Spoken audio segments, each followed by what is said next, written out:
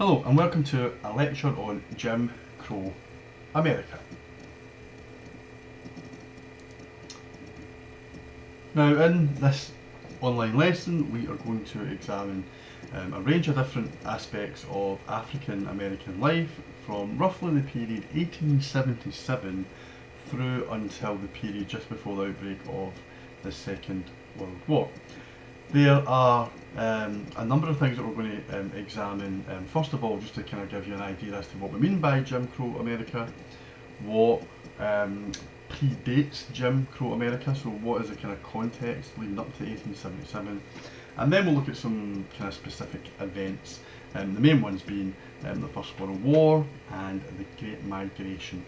Part of this story is not just about the oppression of African Americans roughly from, as I said, 1877 right up until World War II, and then, as you know, beyond, up until the Civil Rights period, arguably until this very day. So we're not just going to be looking at the violence and the segregation that is experienced by black people, but we're also going to look at the agency of African Americans and the attempts of African Americans to fight back against the racism that they experienced. A big part of this story obviously is going to be the conditions and experiences of African Americans in the South. However, as we get further into the 20th century and with World War I and with the Great Migration of African Americans from the South to the North, part of the story of racism in the United States is going to obviously take place in northern cities more than anywhere else. And the fourth point on our list makes reference to early black leaders. I'll mention some of these men, it is mostly men at this point, who contributed to this fight back against racism in the latter part of the 19th century and early 20th century. And again, these individuals set the scene for the modern day civil rights movement, which really comes post World War II. Let's begin with this term Jim Crow. Now, it's not actually that important to know the exact origins of the term. In fact, historians themselves are not necessarily clear as to what the term means, but Jim Crow was a kind of minstrel figure, a figure of fun and ridicule, a creation of what a black person was like, foolish, and maybe kind of what we get is a kind of white interpretation or white depiction of a kind of childish black person. And this idea, this creation, this fictitious creation of what an African American adult male would be like develops in the period prior to the American Civil War. So this is a creation of the slave era. It doesn't really matter too much to us about where it comes from, who Jim Crow may have been. The reality is that Jim Crow means one thing in American society, and this is segregation. Whenever you hear the term Jim Crow, it means segregation, the segregation of black people from white people, primarily in the southern states of the US.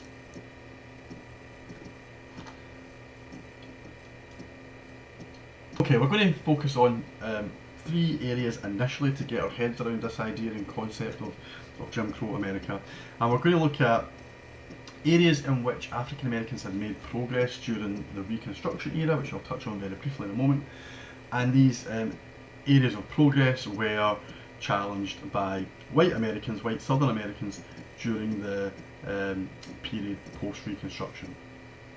These attempts to basically put African Americans back into a position as close to slavery as possible, where to some extent the product of all aspects of white Southern life, not just white kind of former plantation owners who still obviously existed, it's just that they couldn't call their workers slaves anymore, but also the white media in the South, the legal system, the state governments, the police forces, and ordinary whites as well.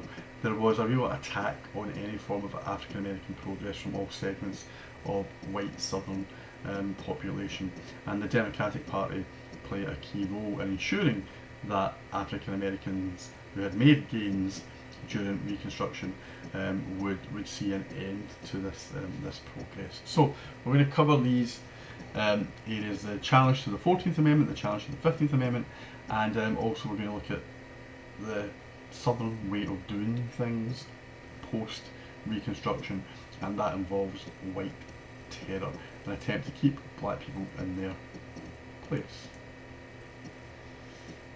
Why Jim Crow? Okay, here's our starting off point. Why was it such a desire amongst whites to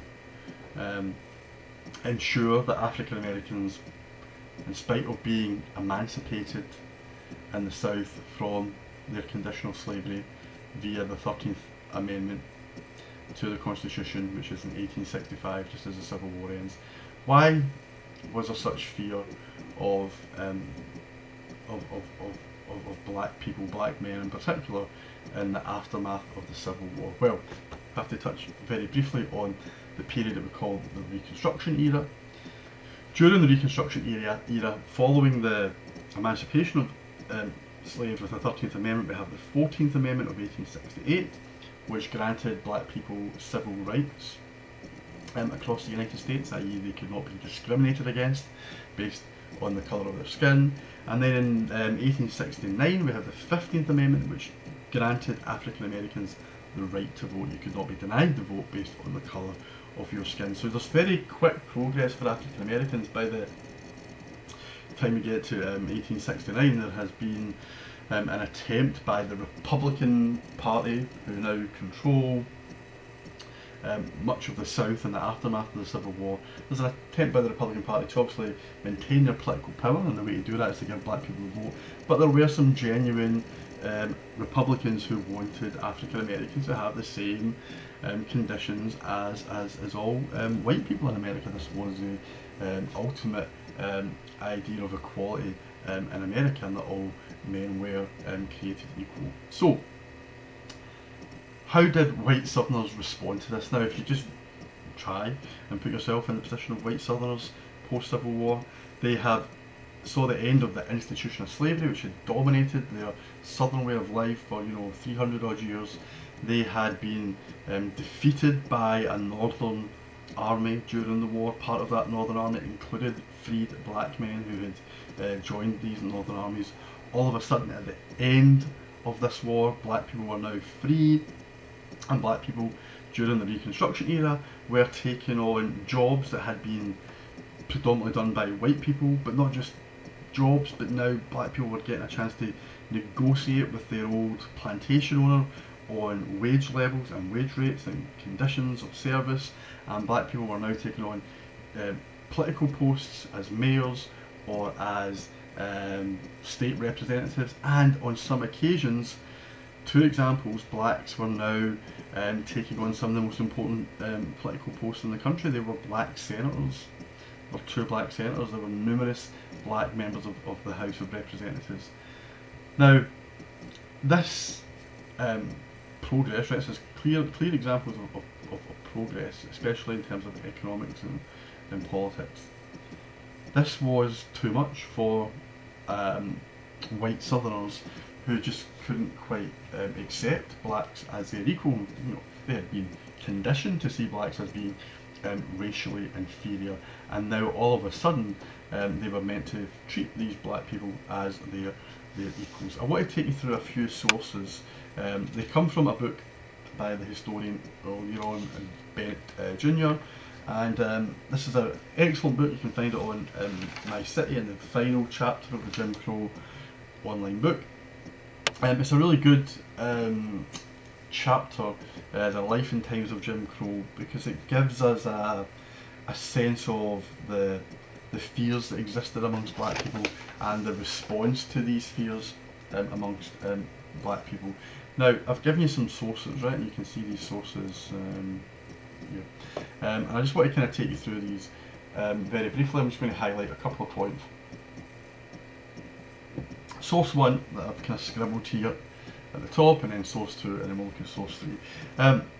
Okay, one of the things that really white Southerners struggled to deal with post-Civil War during this era that I said we call the Reconstruction period, which roughly runs from 1867 to 1877, when black people made quite remarkable progress in the South, a real opportunity in the United States for long-term progress, but it's denied. It changes, history changes its course in 1877 when a political deal is done between the Republicans and Democrats.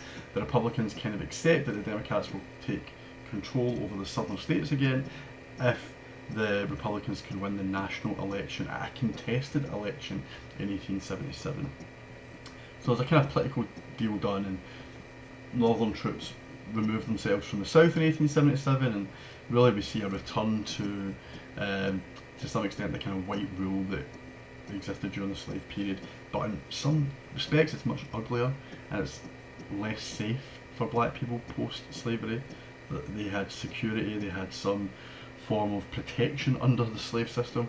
That disappears really from 1877 onwards. Now, one of the reasons as to why this disappears is because a new type of racism emerges in the South.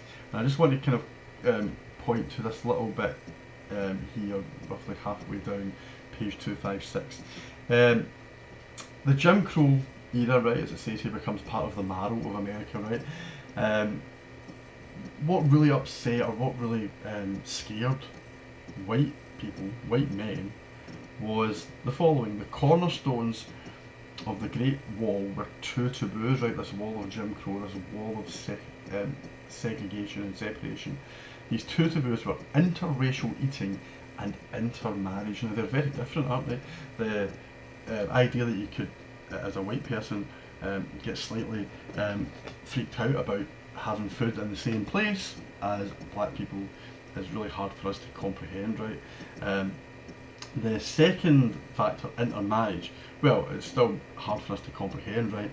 But it's still something that might exist in some places today. This desire to not see at all white and blacks marry, intermarriage, the coming together of the races. This was too much, especially for white men who just hated the idea of their young daughters having a black boyfriend. This is a real embedded form of racism in the southern states of the USA. And it also existed in the north as well. So this is the kind of this is the beginning, if you like, of the Jim Crow system to keep black people, black males, away from white women more than anything else. How is this done? Well, before we get to, I guess, the legal decision that comes in 1896, which we'll look at in a moment, which kind of confirms, a Supreme Court ruling confirms the allowance for segregation. Before we even get to that point, segregation develops organically. It's at a kind of grassroots level, town by town, city by city, state by state. And there are examples of it listed here from page 256 on to page 257. At the very bottom we find out that white nurses in the South were forbidden to treat black males. White teachers were forbidden to teach black students. South Carolina made it a crime for black and white cotton mill workers to look out the same window. Florida required Negro textbooks and white textbooks. Oklahoma required separate but equal telephone booths. New Orleans segregated black and white prostitutes.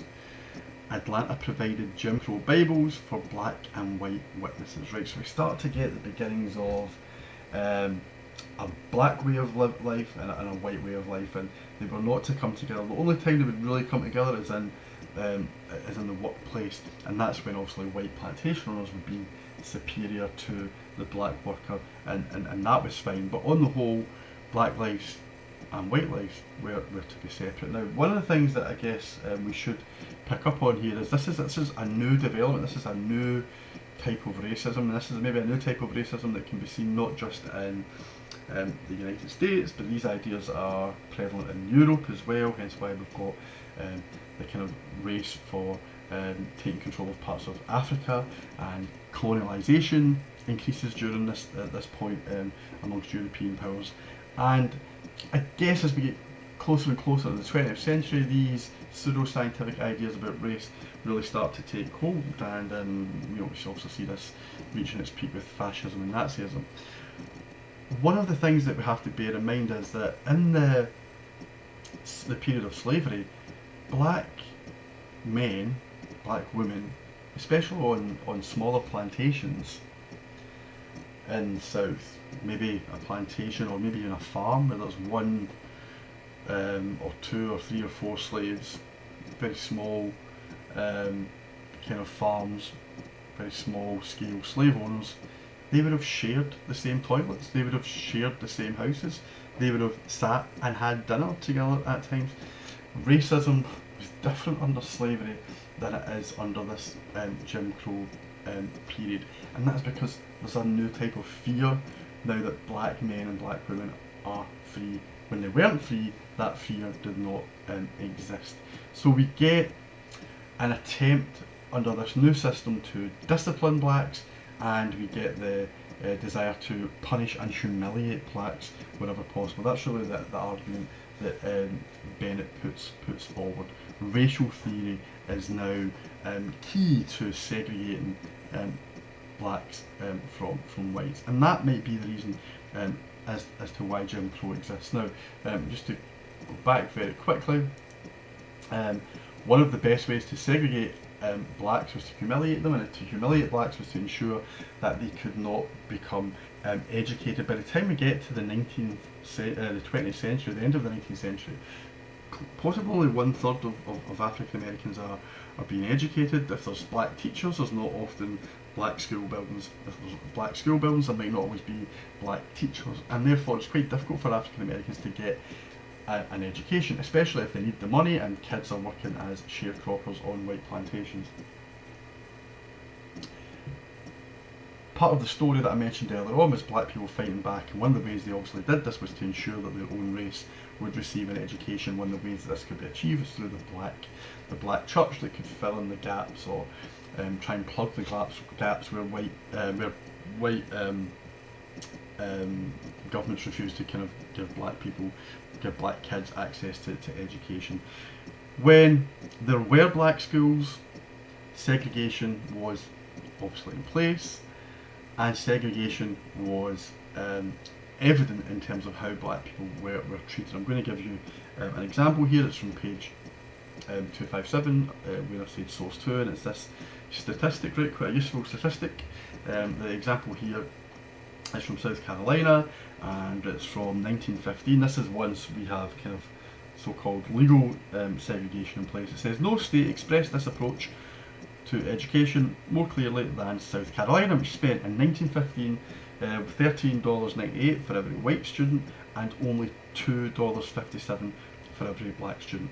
Nor was South Carolina unique. When we get into the 30s, there are 10 southern states that spend close to $50 for every white student and only 17 on black students. So this leads us to a term and a phrase that we refer to as separate but equal, and this is a key aspect of what will become the 1896 Plessy versus Ferguson ruling, which I'm going to touch on right now. So you could see from that example, right, in South Carolina, black kids are getting an education, white kids are getting an education.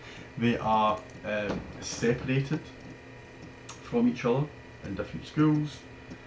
They are not equal, right? These statistics tell us that black kids are denied the same opportunities as white kids because of lack of investment. Now, we can see here that the 14th Amendment, which was, as I said, passed in 1868, which granted African Americans the same rights as white people, this is rejected by white Southerners, right, through all of those examples that we just looked at with the kind of early examples of segregation or Jim Crow, but then it's legalised, if you like, by the Supreme Court in 1896. Now, where this comes from is a story in Louisiana in the 1890s, and the story is a story of Homer Plessy. Homer Plessy was a very light-skinned African American. He basically was asked to leave a white only kind of train car, he is told that he has to move to the coloured only section. When he refused to do so, he was arrested because he breaks the Louisiana segregation law, and he goes to the local courts and then goes to the Louisiana state courts and eventually makes his way to the Supreme Court. And in this instance, Plessy tries to argue that the 14th Amendment gives him the right to sit where he wants. The Supreme Court did not take this view. Here is the ruling of the initial case that kind of leads to the kind of, as I said, the kind of legal form of segregation. So it says the statute of Louisiana Acts of 1890 require railway companies carrying passengers in their coaches in the state to provide equal but separate accommodations for their white and coloured races by providing 2 or more passenger coaches for each passenger train, or by dividing the passenger coaches by a partition, right, so blacks and whites couldn't see each other. Further down, it says if someone obviously breaks this rule, fines or imprisonment upon passengers can obviously be set out. And then it says, right at the very bottom, this does not come into conflict with the 14th Amendment to the Constitution. And this is where some of the justices of the Supreme Court in 1896, when this ruling was made, this is where some of them showed their real prejudice. They argued that the law in Louisiana was absolutely fine because there was separate but equal facilities. Now, in these railroad cars, quite often the black carriages would not be equal of the white carriages, but it didn't matter. Who could really determine that?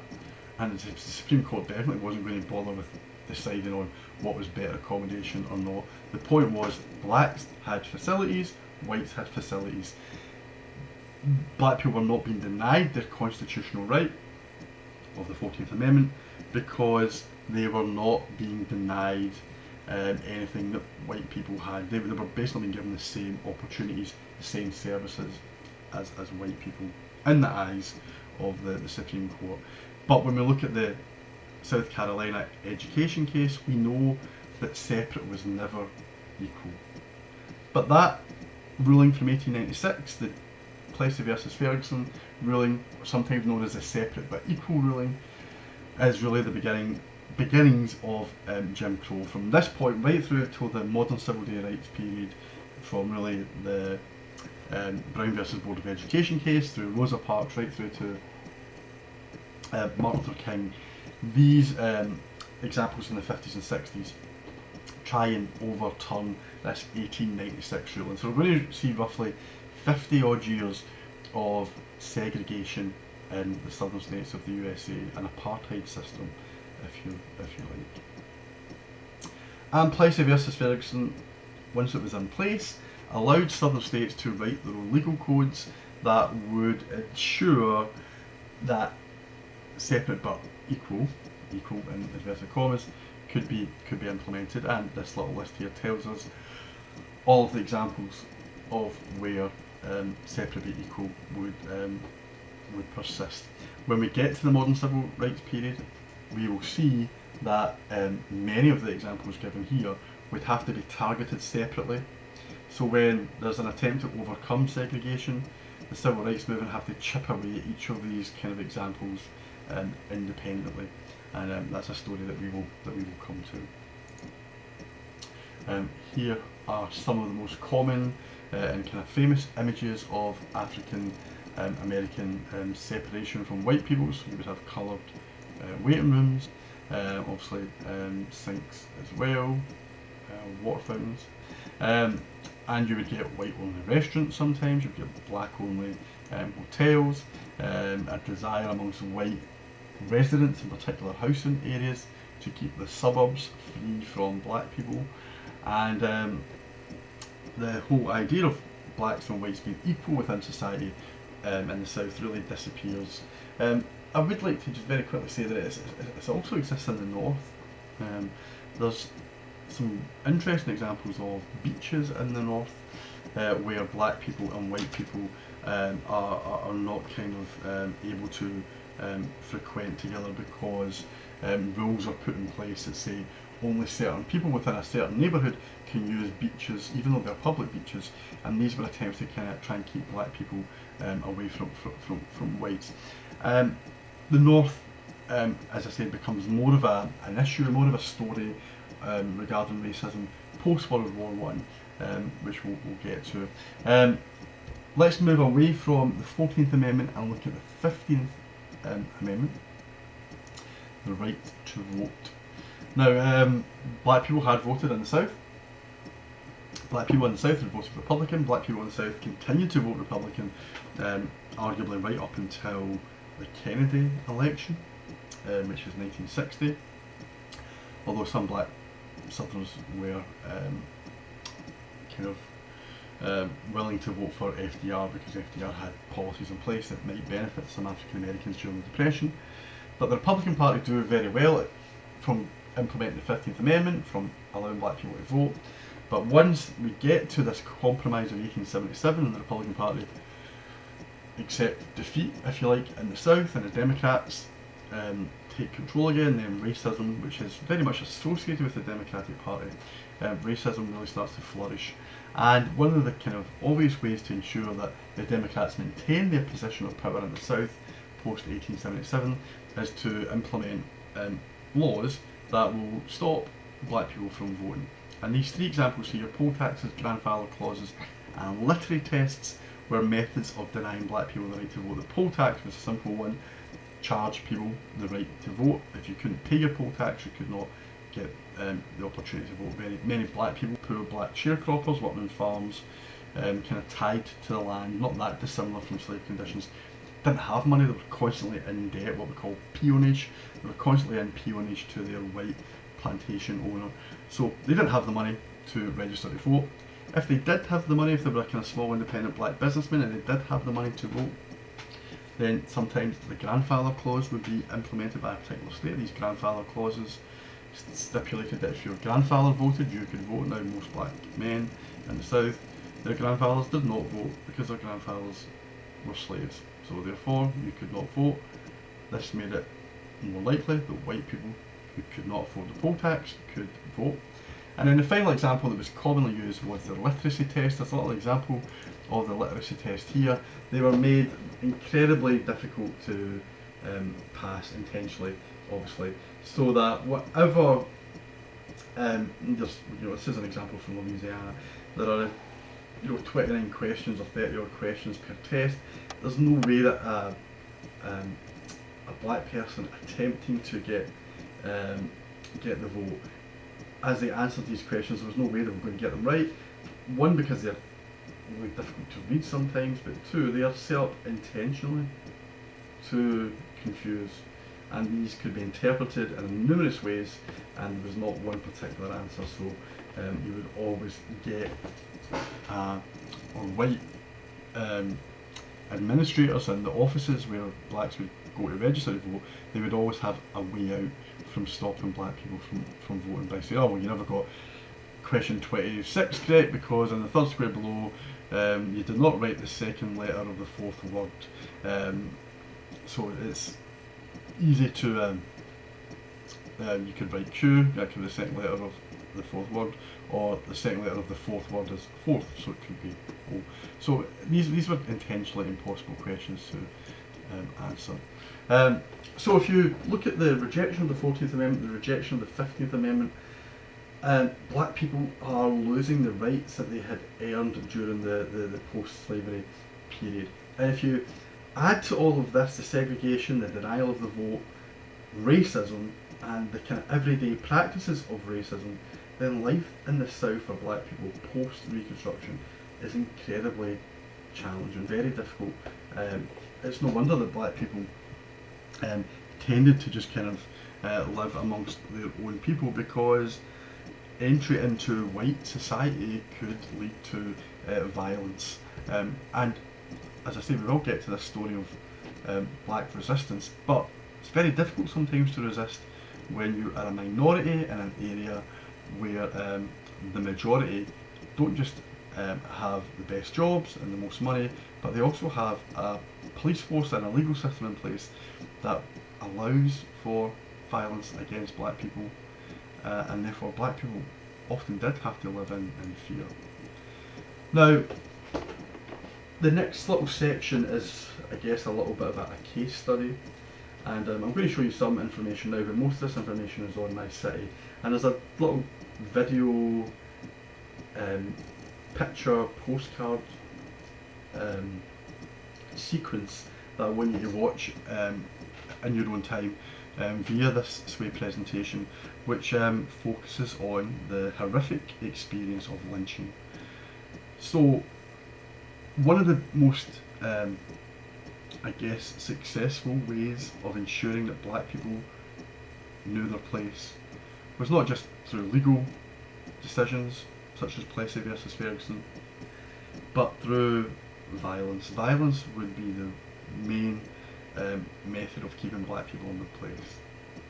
And this is the case for 50 odd years. With, you know, the odd example of some black people standing up and fighting against white violence, but on the whole, black people experienced fear and terror, and sometimes severe examples of violence in the form of lynching. Not always initiated by the Klan, not always implemented by the Klan. The Klan would be very much part of this. The Klan, I should say, comes and goes in American society, so you've got the kind of first version of the Klan, which takes place post-Civil War. They kind of disappear a little bit with the Jim Crow laws being implemented, but then they return, the Klan returns. It starts to be quite successful post-World War II. This is part of our next story. We will look at the 1920s. But the Klan are still present in Southern society, and the Klan might be police officers, the Klan might be your local businessmen. They are kind of representative of those those whites who hate and are fearful of African Americans. And lynchings are a way of controlling African Americans in the most vile of manners. Here's just a little bit of quantitative data that shows us the amount of lynchings. Now, you might think these examples are not that significant, right? This is between 1882 and 1968. There's roughly 3,500 black lynchings. That's quite a significant amount of people being murdered in the most brutal manner that you can imagine. You'll also see there's actually close to 1,300 white lynchings. Now, these white lynchings are often linked, or are linked to race as well, because these will be Jews, these will be Catholics, these will be communists, these will be white people who show sympathy towards blacks. So again, it tells us about the intolerance of the United States, and not just in the South, because some of these states here where lynchings take place are in the West or in the Midwest, sometimes even in the North. Illinois is a good example where you can see 19 black people lynched over the course of this period. But it's the South where most of this violence takes place, and you can see that Mississippi is top of this list. You also have high numbers in Georgia, high numbers in Texas, high numbers in Alabama. What were lynchings? Well, in this little case study, and then this photograph here, you can see that lynchings are examples of men, usually men, not always, being strung up to trees and not just hanged, but brutalised before the hanging or brutalised during the hanging and after the hanging. And lynchings were often spontaneous acts. All it took was an accusation against a black man for a mob to assemble and for a lynching to take place. And that is what you'll see in the sources that you have got here, these quantitative sources, but more importantly the qualitative sources. And as I said, I would like you to watch this little video clip in your own time. It's a sequence of postcards from a man who collects these postcards. That sounds a little bit sinister, but he's very much anti-racist. He's collecting these because he thinks this is a period of American history that has been is kind of being forgotten about for obvious reasons. White America does not want to promote or celebrate this type of history, and these postcards are remarkable examples of how little value were given to black lives during the Jim Crow era. In this very short clip, there are some pretty graphic scenes, right? I should mention that. The man who speaks over it, James Allen, you can then get a little bit of background to his life in this video clip here. So there's two clips. Watch the short postcard sequence, and then this little video clip here sums up the Jim Crow era in terms of experiences for African Americans, because what you really get summed up in this little documentary here, and you're only watching the first 15 minutes of it, what's kind of summed up is, black people are experiencing dreadful racism, violence. They are being segregated, they're being denied the right to vote, they are being enforced into kind of jobs that are incredibly low paid or not paid at all. If black sharecroppers are kept in debt, it is of little wonder that African Americans decide to fight back, or it's of little wonder that African Americans decide just to leave the South and migrate to the North, and that is why World War One is an excellent opportunity for African Americans to remove themselves from all these horrible conditions within the South. So I would encourage you to watch the first little part of this documentary as well, and as I said, it has an interview with James Allen, who talks about his collection of lynching postcards. Okay, what do you think the response or responses of African Americans would be to their plight in the South? Well, I should say very quickly before we start to look at a couple of examples, that there had always been opposition. There had always been black people being willing and brave and courageous enough to stand up to white violence and white racism, and we see this even during the kind of worst years of the Jim Crow period. Booker T. Washington is somebody that you'll read about in the kind of little tutorial activity that I'm going to get you to do. And Booker T. Washington didn't stand up necessarily to white racists, but he did stand up for black people by setting up black technical schools in the South. So Washington is a really important figure. Another individual who you'll read about is called Marcus Garvey. Now, he was located in the North in New York, and Garvey stood up for black rights and told black people to be proud of themselves and be proud of their race, and encourage black businesses. So Garvey is another important figure.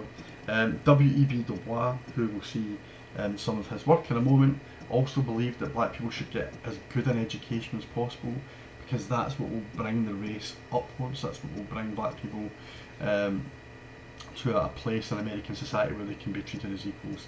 And another individual who I'm not going to talk about so much right now, but you will read about for the tutorial activity, is A. Philip Randolph, who believed in black and whites coming together via trade unions to fight against racism via the capitalist system.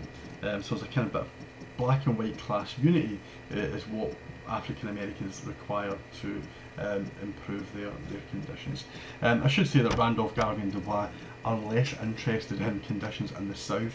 Booker T. Washington is born into slavery. He is someone who lives in the South in Virginia, and he understands the conditions within the South better than these other three men, hence why he may be a bit more pragmatic and conservative.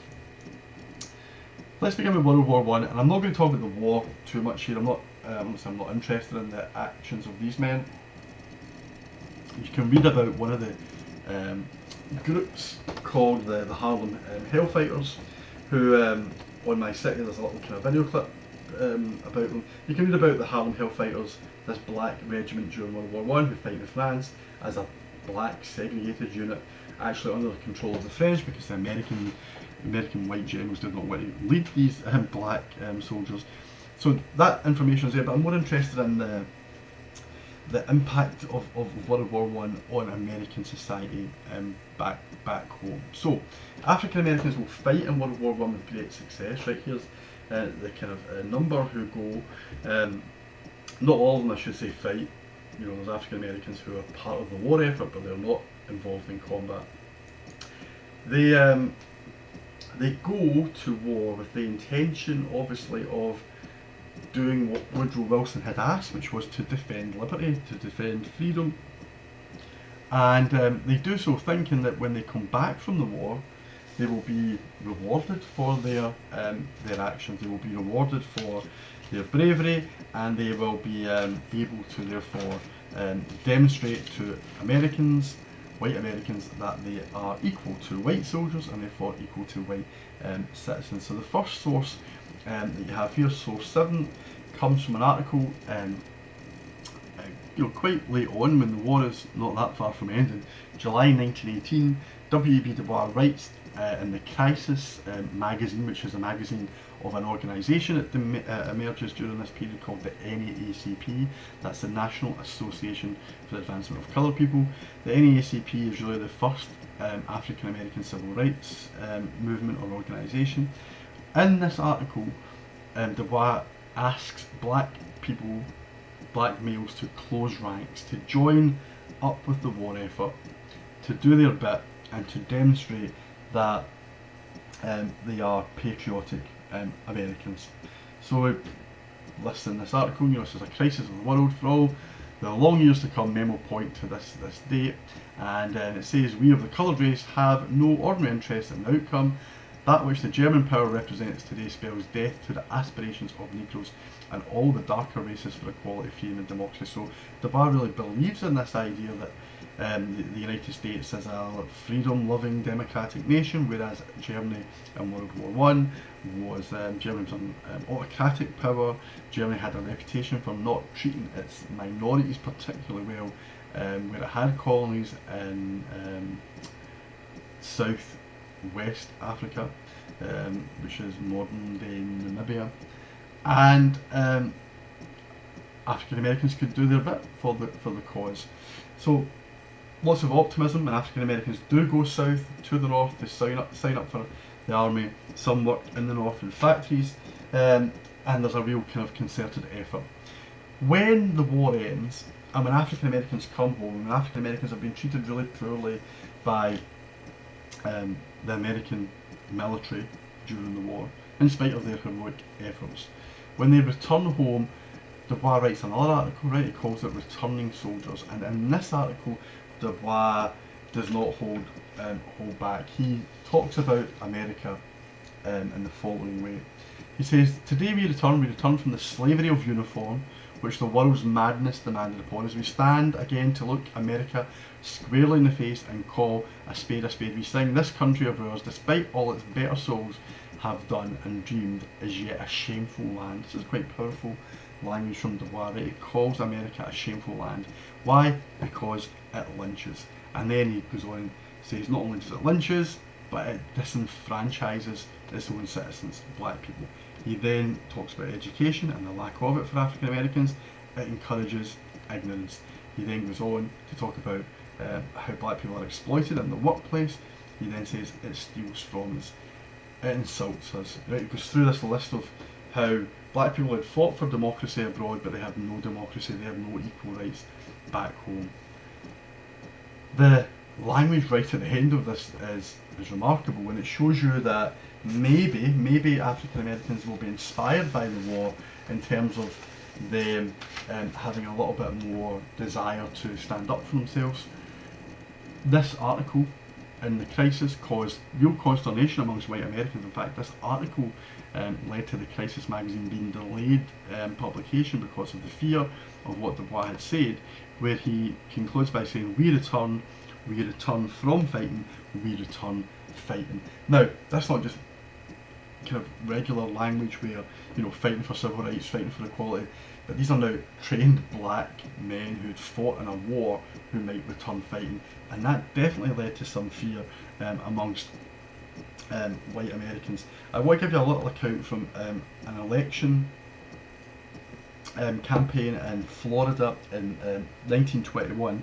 This is from the New Republic magazine or newspaper, and this is obviously not that long after World War One ends, and you get a sense here that maybe there is some beginnings of a kind of desire amongst black people to not accept what they had always accepted. So in Florida, which is part of the South, this article says, the recent election brought into full play all of that fear that white supremacy would crumble if Negroes were allowed to vote, augmented by the belief that the recent war experiences of the Negro soldier had made him less tractable than before, right? So black people are getting a bit more confident.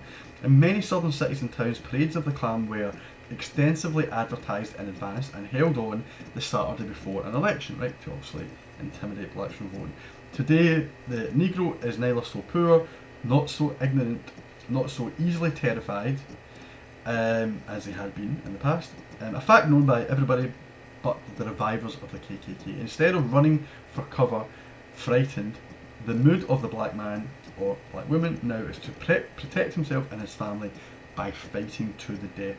This can be shown by the attitude of the Negroes of Jacksonville in Florida, an old coloured woman standing on Bay Street as she watched the parade of Klansmen on this Saturday night before the election called out derisively to the marchers, Buckra, which is a black word used to describe kind of poor white people in a derogatory way. Buckra, you ain't done nothing, those German guns didn't scare us, and we know white robes won't do it now. Now I know that's just one example in Florida, but it gives us maybe a sense that by the 1920s there's a bit more confidence amongst black people. They're not maybe going to accept racism in the way that they had done for a generation or two beforehand. These ideas are, and these actions, these kind of feelings are fundamental to the civil rights movement that will come in a generation or two generations after this, if you talk about the 50s, the 60s, the 70s. And a lot of the people involved in this era are not known to history because Martin Luther King, rightly so, gets a lot of credit for what happens.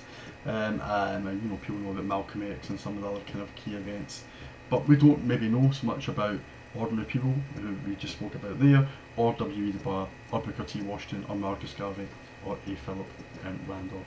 All crucial individuals in the fight for African American rights during this early Jim Crow period. And the final thing, which I'm not going to spend long on, is the Great Migration.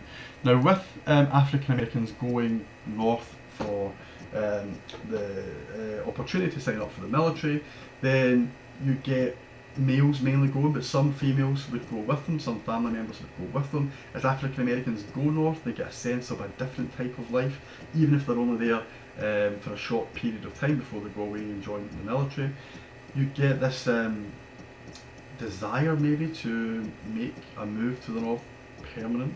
You've got lots of push factors pushing you out of the south, which we've mentioned, violence and rejection of the 14th and 15th Amendments and poverty. But you've got these pull factors also. Factories, one of the places that many African Americans will go will be to Detroit to work in Henry Ford's car factories. There's jobs, there's the opportunity, there's still racism, but not the same violence as you get in the south. There are cultural kind of opportunities as well in the north, and in the 1920s we have what we call the Harlem Renaissance, which is a flourishing of black music and black art and black poetry post World War I. So the north, especially cities like New York, Harlem, obviously is the kind of black part of New York, Chicago, Detroit, these places are desirable locations for black people in the south, and hence why so many decide to leave. So the Great Migration is the movement of African Americans from the south to the north, and the reason as to why we have so many cities in the north today with fairly significant African American populations is because of this Great Migration. Boston has an area called Roxbury, which is still a kind of black area, and Detroit and New York as well. It's quite a remarkable amount, right? 500,000 African Americans leave the south to go to these industrial centres. It's not all fun and games and opportunities. Although black people do set up their own organisations and institutions, the black church is important here, there's black newspapers, there's black trade unions, there's black businesses, but there still is violence. Red Summer of 1919, which you can read about on My City and in these sources here, was a time of great racial violence, right? You can see in this little map as well the examples of racial violence that exist across 1919. These are just examples that go as far as San Francisco. Many of them are in the south, but you can see them in Connecticut. You can see examples in Illinois. You can see examples in Washington as well. There were race riots, and the most famous one comes in Chicago in the summer of 1919. And again, it was about access to beaches, or black beaches and white beaches, and a black kid wandered over to a white beach, and he was killed by a kind of angry white mob, and it just led to violence erupting in the city in the summer of 1919, with blacks and whites both being killed, but a far greater proportion of blacks. The Great Migration is, I guess, another example of African Americans fighting back, just not tolerating the conditions in the South anymore. And once less and less